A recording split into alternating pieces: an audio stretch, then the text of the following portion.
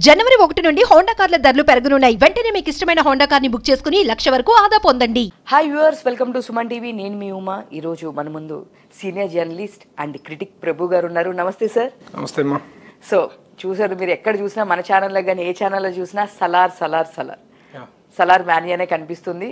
So దాని గురించి చాలా డౌట్స్ కూడా అందరికి ఉన్నాయి. సో ఈరోజు మాకు ఆ డౌట్స్ మీరు క్లియర్ చేయాలి డెఫినెట్గా. సార్, సలార్ అనేది ఇప్పుడు మీరు చూసారు, ఒకేసారి మన షారుఖ్ ఖాన్ గారి మూవీ డుమ్కి అండ్ సలార్ ఒకేసారి రిలీజ్ అయింది. సో దాని మీద ఇష్యూస్ నడుస్తున్నాయి, థియేటర్స్ అని అదే నీతని. అసలు ఏంటి సార్ దీని క్లారిటీ?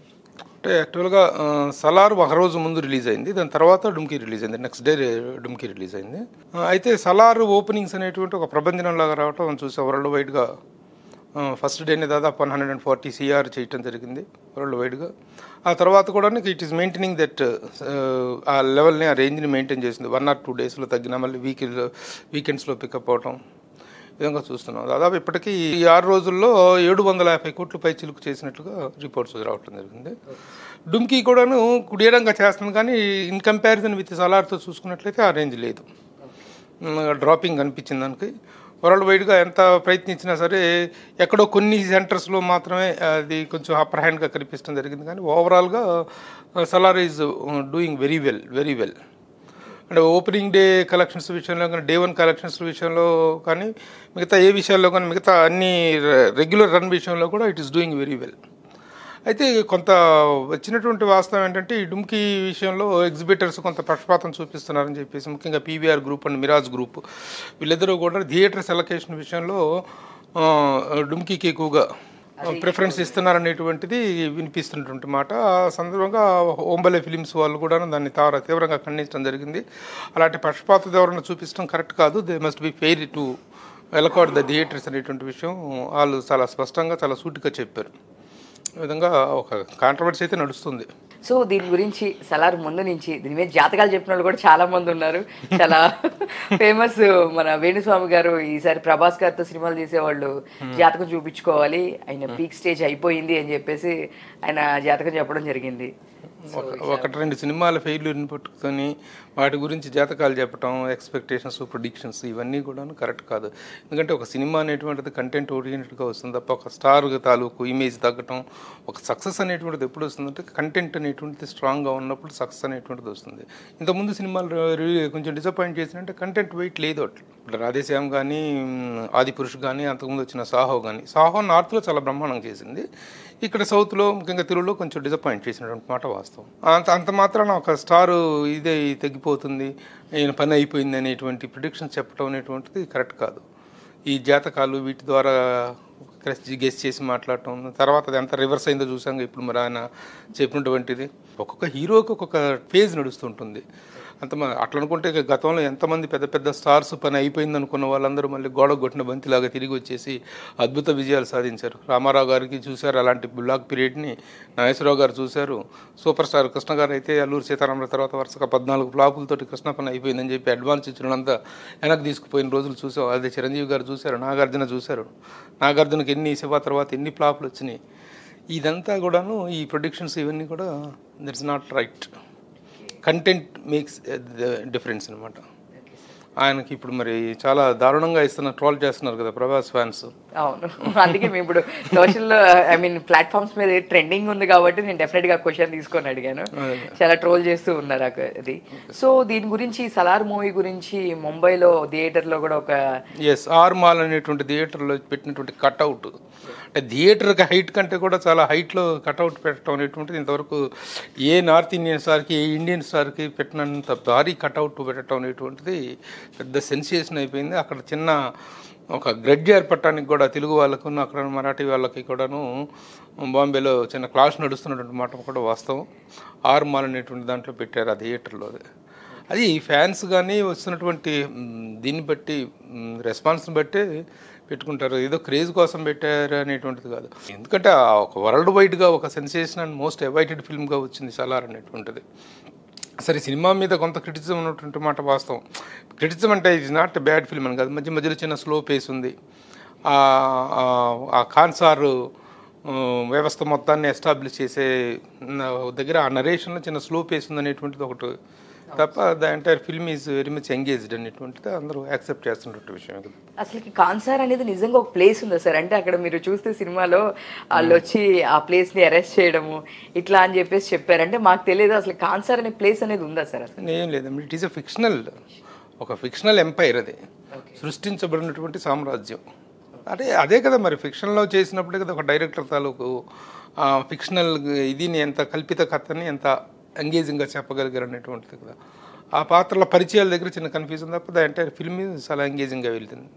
సో ఇంకొకటి కూడా ఇష్యూ నడుస్తుంది, మన షారుఖ్ ఖాన్ గారు ఎప్పటి నుంచో ఒక థియేటర్లో ఎన్నో ఇయర్స్ నుంచి ఒక థియేటర్లో ఆయన సినిమానే నడుస్తూ ఉంది, కానీ ఫస్ట్ టైం ప్రభాస్ గారి సినిమా అక్కడ వేసారు అనేది కూడా నడుస్తుంది. ఇది ఎంతవరకు వాస్తవం సార్? బాంబేలోని మరాఠా మందిర్ అనేటువంటి దీంట్లో ఆ రోజున ఆ సినిమా దగ్గర నుంచి ఏదది మన దిల్వాలే దిల్వానే లే జాయేంగే దగ్గర నుంచి కంటిన్యూస్గా షారూఖ్ ఫిల్మ్స్ మాత్రమే నడుస్తున్నాయి ఆ థియేటర్లో. అంటే ఒక సినిమా పోయిన తర్వాత ఇంకో సినిమా పోయిన తర్వాత ఇంకో సినిమా అలా వస్తున్నాయి. మధ్యలో గ్యాప్ లేకుండా ఆ సినిమాని దాదాపు 10 సంవత్సరాల నుంచి ఒకే థియేటర్లో ఒకే స్టార్ సినిమా రన్ అవటం అనేటువంటిది చాలా రికార్డ్ బ్రేకింగ్ ఇదనమాట. అలాంటిది రికార్డును బ్రేక్ చేస్తూ సలార్ సినిమాని ఫస్ట్ టైం అందులో ఆడటం అనేటువంటిది జరుగుతుంది. అది కూడాను తన సినిమా ఉండంగా. ఎస్ అదే అందరూ అదే షాక్ అవుతున్నారు. సో ఇప్పుడు ఈ సినిమా చాలా బెటర్గా ఉందంటారు, కానీ ఇక్కడ క్రిటిక్స్, మీరు యాజ్ ఒక క్రిటిక్ కాబట్టి మేము అడుగుతున్నాము, సో సినిమా కొంచెం ల్యాగ్ ఉందని, దాంట్లో మిక్స్డ్ టాక్ కూడా వస్తుంది. హిట్ ఓకే బట్ కాదు కొంచెం ల్యాగ్ ఉంది అని చెప్పేసి అంటున్నారు. దాని గురించి ఏమంటారు సార్? ల్యాగ్ ఉన్నమాట వాస్తవంగా మాట్లాడుకోవాలి, కొంత ల్యాగ్ ఉన్నటువంటి మాట వాస్తవం. అయితే అది సినిమా ఓవరాల్ రన్ను కానీ ఓవరాల్ టాక్ను కానీ ఓవరాల్ రెవెన్యూని కానీ దెబ్బతీసే స్థాయిలో లేదు. ప్రతి సినిమాలో ఉంటుంది కదా డిఫరెంట్ టాక్. సినిమాలో బలాలు ఏంటి, బలహీనతలు ఏంటి, స్ట్రాంగ్ పాయింట్స్ ఏంటి, మైనస్ పాయింట్స్ ఏంటి అనేటువంటి విశ్లేషించుకున్నప్పుడు చిన్న స్లో పేజ్ అనేటువంటిది కనిపించిన మాట వాస్తవం. అది ప్రతి ఒక్కళ్ళు యాక్సెప్ట్ చేస్తున్న విషయమే. మొత్తం 100% అద్భుతమైన సినిమాలు చేయడానికి మనుషులే కానీ ఇది కాదు కదా. అంటే సో మా సైడ్ నుంచి ఎట్లా, ఆడియన్స్ సైడ్ నుంచి ఎట్లా ఉంటుంది అంటే సార్, KGF అండ్ KGF 2 1, 2 అది ఆ ఎక్స్పెక్టేషన్ తోనే అందరూ థియేటర్ దగ్గర వెళ్ళి కూర్చున్నాం. ప్రశాంత్ నీల్ గారు డైరెక్షన్, ఆ KGF 1, 2 అంతే ఆ రేంజ్ లో ఉంది. ఇది ఇంకా అంతకు మించి ఉంటుందని ఒక ఎక్స్పెక్టేషన్ తోనే అందరం వెళ్ళాము. సో ఆడియన్స్ ఆ ఎక్స్పెక్టేషన్ వెళ్ళడం వల్ల ఇట్లా వాళ్ళకి నచ్చలేదంటారా, అంటే కొంచెం స్లో అయిందంటారా, లేదు అంటే దానంత రీచ్ అయినట్టు ఇది అవ్వలేదంటారా సార్? మీరు ఏమనుకుంటారు? అంటే ఆ ఇంటెన్సిటీ అనేటువంటిది దేంట్లో ఏదైతే ఉందో KGF లో ఉన్నటువంటి ఇంటెన్సిటీ కొంతమేర తగ్గినటువంటి మాట వాస్తవం. ఎందుకంటే కథలో మదర్ క్యారెక్టర్ ఒకటి, ఈశ్వరీబాయి చేసినటువంటి mother character same character repeat అయిందనేటువంటి ఒక ఇది ఒకటి ఉంది. అట్లాగే హీరోయిన్ క్యారెక్టర్ అంత ఇదిగా సెట్ అవ్వలేదు, doll heroine for the heroine sake అన్నట్లుగా ఉన్నాయి. అట్లా చిన్న లోపాలు ఉన్నాయి. ప్రతి సినిమాని ప్రీవియస్ సినిమాతో కంపేర్ చేసుకుని ఎప్పుడు ఏ డైరెక్టర్కైనా ఏ హీరోకైనా ఒక సినిమా హిట్ అయిన తర్వాత, సూపర్ డూపర్ హిట్ అయిన తర్వాత మళ్ళీ సేమ్ స్ట్రెంగ్త్లో అంతకంటే పెద్ద సినిమా రావడం అనేటువంటిది చాలా అరుదుగా జరుగుతుంటుంది. చాలా ఇప్పుడు ప్రశాంత్ నీల్ కూడాను అంతకుముందు తన కన్నడంలో తీసిన సినిమాని తాలూకు రీమేకే ఇది. దాంట్లో కొంత పార్ట్ తీసుకొని ఇది కొంత ఈ KGF ప్యాటర్న్, KGF టోన్ని తీసుకొని చేసినటువంటి సినిమా. అటు KGF కంపారిజన్ పాయింట్ ఆఫ్ వ్యూలో చూడటం వల్ల కొంత చిన్న డిసప్పాయింట్మెంట్ ఉన్నటువంటి మాట వాస్తవం. కానీ ఓవరాల్గా a hit is a hit, that's all. అంతే. ఏ సినిమా అనేటువంటిది ఏ రేంజ్లో కలెక్ట్ చేస్తుందో ఆ కలెక్షన్స్ అనేటువంటి అక్కడ కనిపిస్తున్నప్పుడు మళ్ళీ దాంట్లో లోపాలు ఎత్తుక్కోవటం, దాంట్లో రంధ్రాన్వేషణ చేసుకోవటం అనేటువంటిది అనవసరం. అంత నిజంగా అంత రంధ్రాన్వేషణ ఉంటుంది, అది మరో సాహోయి ఉండేదిగా, మరో ఆదిపురుషయ్య ఉండేదిగా, రాధేశ్యామయ్య ఉండేదిగా కాదుగా. మరి ఆ స్థాయిలో కలెక్షన్స్ వచ్చినాయి అంటే సినిమాలో కంటెంట్ ఉందనే కదా. కాబట్టి సలార్ సక్సెస్ అనేటువంటి దాంట్లో, హిట్ అనేటువంటి దాంట్లో there is no second opinion. Cinema మీద ఉండే రివ్యూ అనేటువంటిది వేరు, రెవెన్యూ అనేటువంటిది వేరు. Revenue speaks. కాబట్టి is a undoubtedly a big hit. Sir ఇప్పుడు చూస్తే సంక్రాంతి పెద్ద బిగ్గెస్ట్ ఫెస్టివల్ ఇన్ తెలుగు వాళ్ళకి. సో ఎందుకని ఈ టైంలో, ఫెస్టివల్ టైంలో వదిలేసి ప్రశాంత్ నీల్ గారు ఈ టైంలో కరెక్ట్ అంటారా? అంటే ఇప్పుడు ఇది లేకుండా ఇప్పుడు మిడిల్లో రిలీజ్ చేయడం వండర్ఫుల్ టైం ఇది. డిసెంబర్ అనేటువంటిది ఎప్పుడు కూడా వండర్ఫుల్ టైం. December 22 డిసెంబర్లో చాలా చాలా పెద్ద హిట్స్ ఉన్నటువంటి సందర్భాలు ఉన్నాయి. ఆల్రెడీ గతంలో పోస్ట్ పోన్ అయ్యి వచ్చినటువంటి సినిమా కాబట్టి పండగ సీజన్కే పోవాలన్నట్టు పండగ ఇంకా చాలా సినిమాలు ఉన్నాయి. ఒక అన్హెల్దీ కాంపిటీషన్లో కాకుండా ఈ రోజున సలార్ సినిమాకి నిజమైనటువంటి పోటీ డెమ్కే అనేటువంటిది కూడా నిజం కాదు. అది Salaar is something like A solo release అని చెప్పుకోవాలి.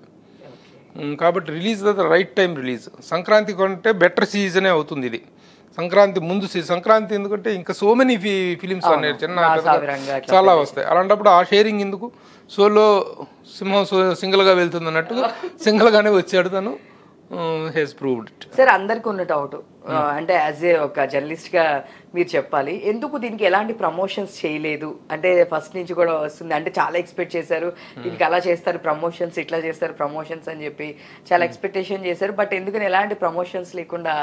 ఈ మధ్య కొత్తగా ఒక ట్రెండ్ స్టార్ట్ అయింది, ప్రమోషన్స్ లేకుండా సినిమాలు రిలీజ్ చేయటం. ఒక లియో కూడా ఎలాంటి ప్రమోషన్స్ చేయలేదు.